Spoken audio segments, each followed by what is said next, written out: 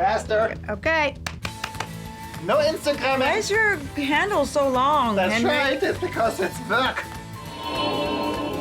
Hi, friends. We're back. And guess what? It's February, the month of love.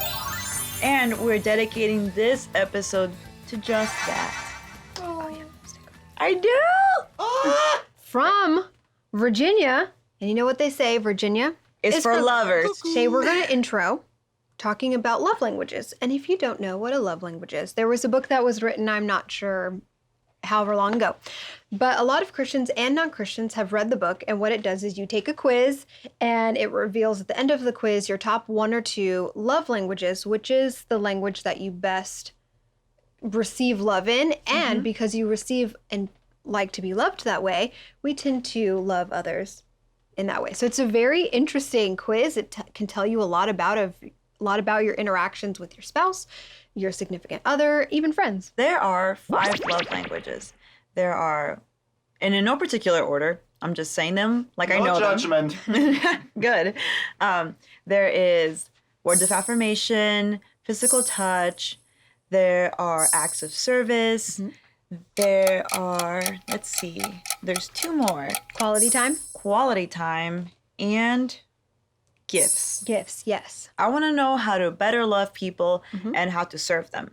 So, my question to you, ma'am, is what is your love language or your top love languages? Sure, my top love language is words of affirmation, meaning for me, a kind word can go a long way. I love kind words. Kind words can be used for anybody. My top love language is quality time. If we can just spend some time, like we could be doing nothing, like folding laundry together, or we could be going, out to a concert or out to do some sort of sporting event or something like that. Any kind of time, as long as we have one-on-one time, is good for me. Do you want to have lunch later, you beautiful flamingo? Yes, I'd be happy to.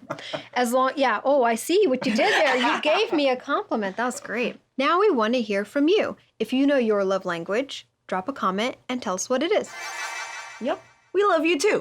Speaking of love, God encourages us to love those who might be a little bit difficult to love. In one of the recent Your Questions Honest Answers, a viewer wrote in and asked Pat how to pray for their prodigal children. And Pat encouraged them to just keep on praying. And I personally believe that praying is an act of love. What about you? Prayer is a form of love, is an act of love. I mean, who loves us better than God? How much does it say that we love somebody when we present them to God in prayer and put them before Him? I've been in that position where I've been that person, like the prodigal son or daughter. I've ran away from the good things. Imagine how people love you. Just imagine how much more God loves you. He is so big. We all experience God's love in different ways, especially through His grace, but I think we can also experience His love through His miracles.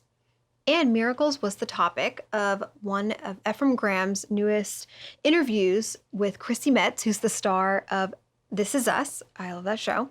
She's in a new movie called Unbroken. Hey, what's all the hubbub? Which tells the story of a woman whose son needed healing. He had fallen through ice and I think had been underwater for 15 minutes and healing seemed impossible, but God performed a miracle. Check out her interview here. Sweet. I really did like that interview. Miracles are amazing and they're a form of God's love. But going back to what you said, grace. Grace is a way that God shows us love. So you should watch this Superbook video on a lesson about grace. Andrea, remember a few weeks ago we talked about this really neat event that was coming up called Unhooked, which talked about dating and intimacy and trying to figure that out what that means in a Christian way? I went to it. Did I tell you? Well, from that event, there are a lot of different interviews and some really cool segments and teachings from the experts you saw. If you want to be part of that challenge and devotional, we'll link to it in the description box so you can sign up. The campaign starts in about a week. Yep. And I know I definitely want to be a part of it. Even though I work here, there's always something that you can take away, that you can learn.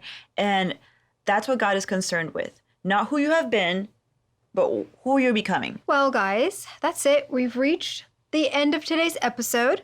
So we'll see you next week. But before you go, like, subscribe, comment, and share. Yes. I've got it. We'll see you guys next time. Bye.